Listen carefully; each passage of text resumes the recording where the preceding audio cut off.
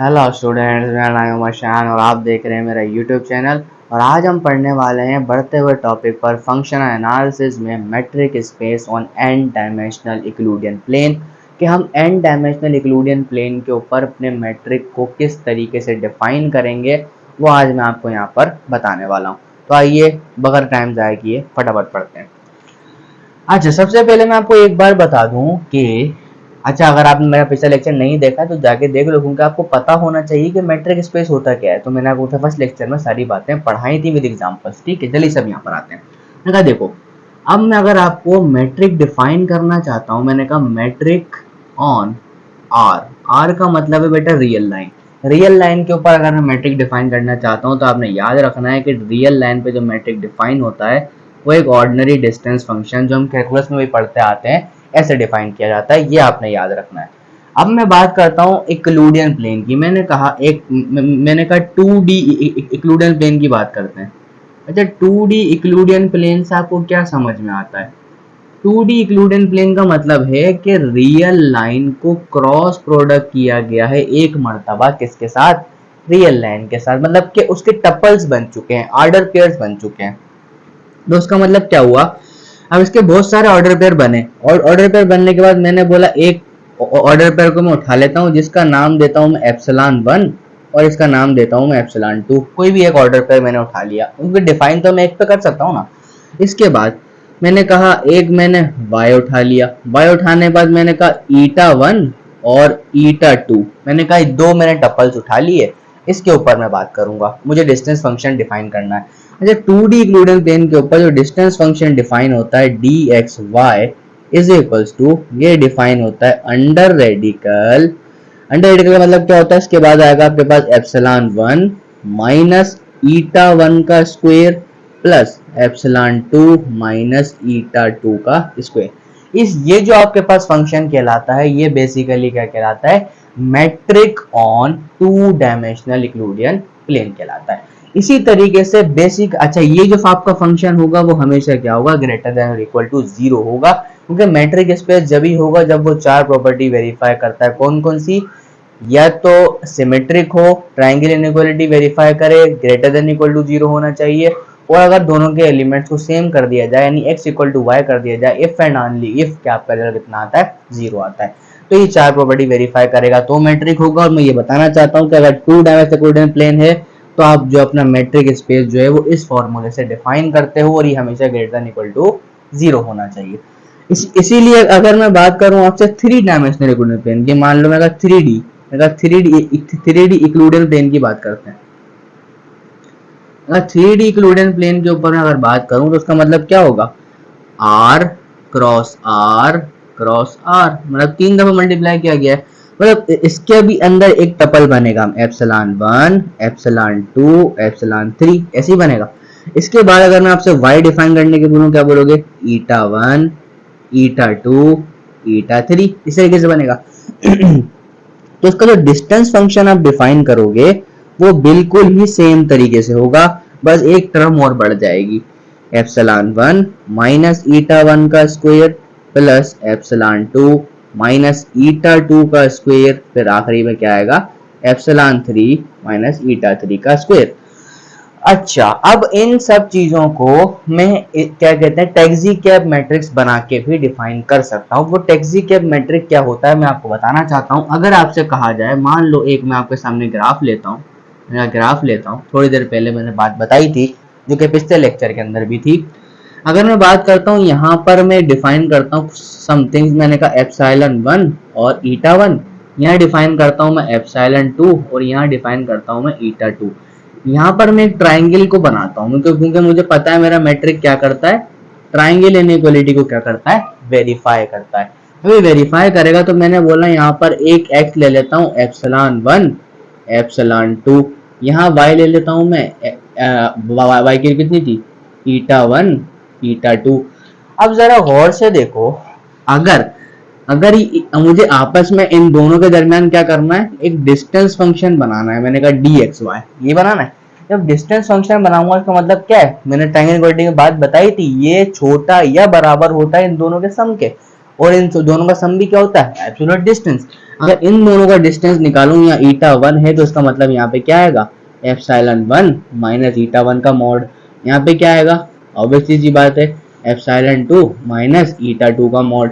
तो इसका मतलब क्या हुआ, मैं इसको ऐसे भी डिफाइन कर सकता हूँ, dx comma y is nothing but equal to epsilon 1 minus eta 1 का मॉड, और क्या कह सकता हूँ, एप्सिलॉन 2 प्लस ईटा 2 का मॉड। इसकी मैक्सिमम वैल्यू क्या कहलाएगी, डिस्टेंस फंक्शन कहलाएगी, किसके अंदर, इक्लूडियन प्लेन के अंदर।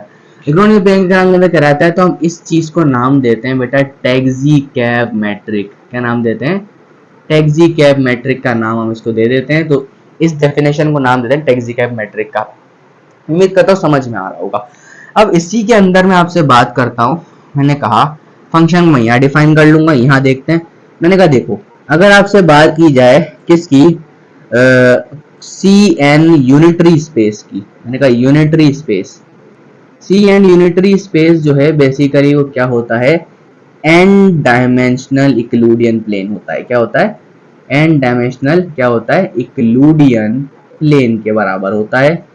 ये आपने बात याद रखनी है। और आप वैसे भी याद रख सकते हो कि सी पावर एन यूनिटरी स्पेस के बराबर होता है एन डायमेंशनल इक्विवेलेंट स्पेस। अब अगर ये एन डायमेंशनल इक्विवेलेंट स्पेस के बराबर है तो इसका मतलब क्या होगा, आर क्रॉस आर चलता जाएगा क्रॉस आर की पावर एन तक। मतलब इसके अंदर आपके पास जो टपल्स बनेंगे वो क्या बनेंगे, एप्सिलॉन 1 एप्सिलॉन 2 कहां तक जाएगा, एप्सिलॉन एन तक। और इस तरीके से y डिफाइन होगा, क्या बनेगा, ईटा 1 ईटा 2 कहां तक जाएगा, ईटा n तक। तो उसका फंक्शन कैसे डिफाइन होगा, या तो टैक्सी-कैब मैट्रिक्स से करो या तो इससे करो। मैं इससे करके दिखाता हूँ। मैं कहा देखो इसका जो फंक्शन डिफाइन होगा dxy is nothing but equal to under radical epsilon 1 minus eta 1 का स्क्वायर प्लस चलता जाएगा कहां तक, epsilon n minus eta n का होल स्क्वायर। और ये भी क्या होगा, ग्रेटर देन इक्वल टू 0 होगा। ये भी क्या होगा, ग्रेटर देन इक्वल टू 0 के बराबर होगा। तो ये बेसिकली मैंने क्या डिफाइन किया आपके सामने, कि ये जो सारा था वो बेसिकली r क्रॉस r, या r क्रॉस अगर n यूनिटरी स्पेस तक जाते हो तो वहां पर जो डिस्टेंस फंक्शन डिफाइन होता है वो इस तरीके से होता है। ठीक है, अब हम बात करते हैं what is discrete metric space.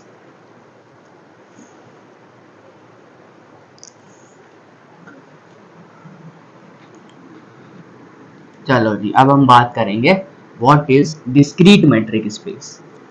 छोटी सी चीज है, डिस्क्रीट मैट्रिक स्पेस क्या होता है मैं आपके सामने यही डिफाइन कर देता हूँ। मैं देखो डिस्क्रीट मैट्रिक स्पेस कुछ भी नहीं है, यू टेक, आप एक सेट लो, यू टेक अ सेट, आप एक सेट लो x, ठीक है, आपने कोई भी एक सेट लिया x, उस पे आपने मैट्रिक डिफाइन किया, then dxy is said to be discrete metric space. आप उसको डिस्क्रीट मैट्रिक स्पेस कब बोलोगे, इसकी दो कंडीशंस है ओनली। कहता है कि अगर आपका dx comma y equal to 0 आ जाए अनटिल आपका x बराबर y हो, अगर आपका dx कामा y की वैल्यू 1 आ जाए जब आपका x जो है वो y के बराबर ना हो।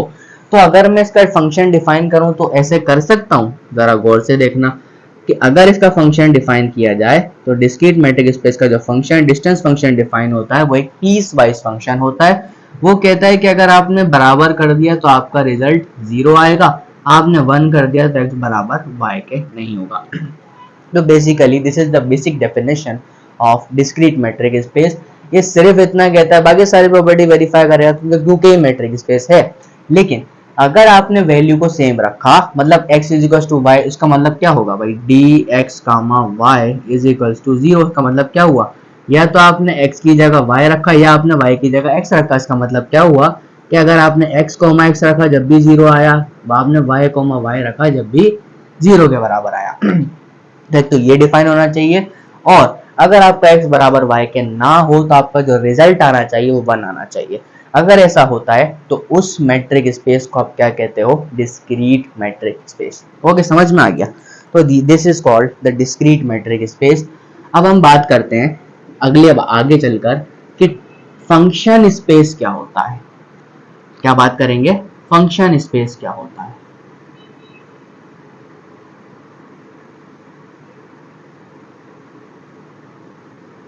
फंक्शन स्पेस बेसिकली ये होता है कि आपने दो फंक्शंस के दरमियान एक स्पेस डिफाइन करना है, डिस्टेंस फंक्शन डिफाइन करना है, बस एक और कुछ भी बात नहीं है। अब मैं देखो मान लेता हूं, मैंने कहा C, A, B, मैंने कहा ये मैंने एक सेट लिया जिसके अंदर C जो है मेरे पास डिफाइन कर रहा है ऑल कंटिन्यूस फंक्शंस। कौन कौन से? ऑल कंटिन्यूस फंक्शंस को डिफाइन कर रहा है मेरा क्या, C।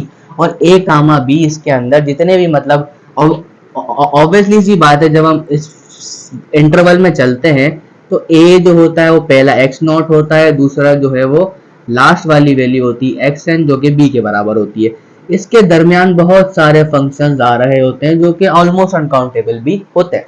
लेकिन अगर मैं बोलता हूँ इन दो इंटरवल के दरमियान या इन दोनों को मिला के इसके अंदर ऑल कंटिन्यूस फंक्शन का एक इंटरवल बना लिया जाए, एक सेट बना लिया जाए, तो इसके ऊपर जो मैट्रिक डिफाइन होगा वो कैसे होगा, बेसिकली हमने सीखना ये। अब इस पे जो मैट्रिक में डिफाइन करने वाला हूँ वो देखना, इसके ऊपर जो मैट्रिक डिफाइन होता है वो बराबर होता है dx, y। Metric is another name of the distance function.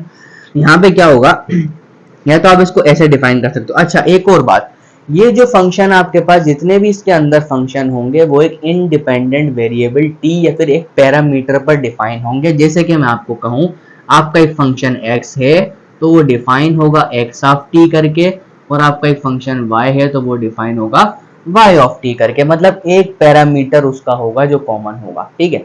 तो आपने ऐसे फंक्शन को डिफाइन करना, आपका इंडिपेंडेंट वेरिएबल t होगा। तो आपको जो फंक्शन डिफाइन होगा वो होगा maximum value where t belongs to my continuous function c, where such that आपका जो x of t होगा माइनस कर दोगे y of t का मॉड। तो this is called the function space, ठीक है, ये फंक्शन स्पेस कहलाता है। अच्छा हाँ, अगर आपको ये बात समझ में नहीं आ रही what is the maximum value, तो आप इसको ऐसे भी डिफाइन कर सकते हो। मैंने कहा dx, y the supremum of the function where t belongs to my c space of x of t minus y of t of mod। तो ये बेसिकली आपके पास क्या है, एज अ फंक्शन डिफाइन होता है किसके ऊपर, फंक्शन स्पेस के ऊपर। और मैं आपको दोबारा से डिफाइन कर दूं ये क्या है। अगर आपने कोई एक इंटरवल लिया और इस इंटरवल के अंदर मैं बात करता हूँ ए और बी और इसके दरमियान की चीजें जो है वो सारी की सारी कंटिन्यूस फंक्शन है, किस पर, इस सेट सी पर, और आपके जो फंक्शन है वो किसी एक पैरामीटर पर डिफाइंड है। क्या है, पैरामीटर पर डिफाइंड है। तो उनके दरमियान एक स्पेस डिफाइन करने के लिए हम क्या करते हैं कि उनकी नेगेटिव यानी कि उन दोनों का डिफरेंस का जो मॉड आता है उसकी जो मैक्सिमम वैल्यू होगी वो आपका क्या कहलाता है, डिस्टेंस कहलाता है। तो हम क्या बोलेंगे, dx, y is a supremum where t, क्योंकि t पे डिफाइन है, t बिलोंग्स टू c, इस c से बिलोंग होना चाहिए, या जो आप कोई सेट लेते हो उससे डिफाइन होना चाहिए। अगर मैं आपसे ऐसा कह दूं कि t बिलोंग टू c, आपको लिखने में टेंशन हो रही है, तो बोलता हूँ t belongs to j, where j is equal to a, b, ऐसा कर लो। तो यहाँ पे आप c की जगह j भी लिख सकते हो। तो मतलब ये डिफाइन होना चाहिए इन दोनों के डिफरेंस का मॉड और उसकी हाईएस्ट वैल्यू यानी कि लीस्ट अपर बाउंड। समझ पा रहे हो? तो उम्मीद करता हूँ आपको अच्छी तरीके से ये सारी चीज़ें समझ में आ गई होंगी, क्योंकि थोड़ी प्योर मैथ है, आपको थोड़ा सा दिमाग ज़्यादा चलाना पड़ता है प्योर मैथ के लिए। जब जाके प्योर मैथ आपको समझ में आती है तो उम्मीद करता हूँ कि मैंने जो समझाया उसके ऊपर आपको समझ में आ गया होगा। उम्मीद करता हूँ मिलते हैं नेक्स्ट लेक्चर, तक अल्लाह हाफिज़ आपके साथ। अगर आपको लेक्चर अच्छा लगा, पसंद आया तो लाइक करो, सब्सक्राइब करो, शेयर करो और आगे अपने फ्रेंड्स तक पहुँचाओ ताकि उनको भी फ़ायदा हो सके और मैं नई नई अच्छी वीडियोज़ लेके आ सकूँ। और आपके कमेंट की हमें बहुत ज़्यादा ज़रूरत पड़ेगी। तब तक के लिए अल्लाह हाफिज़, मिलते हैं आपसे नेक्स्ट लेक्चर में। बाय, अल्लाह हाफिज़।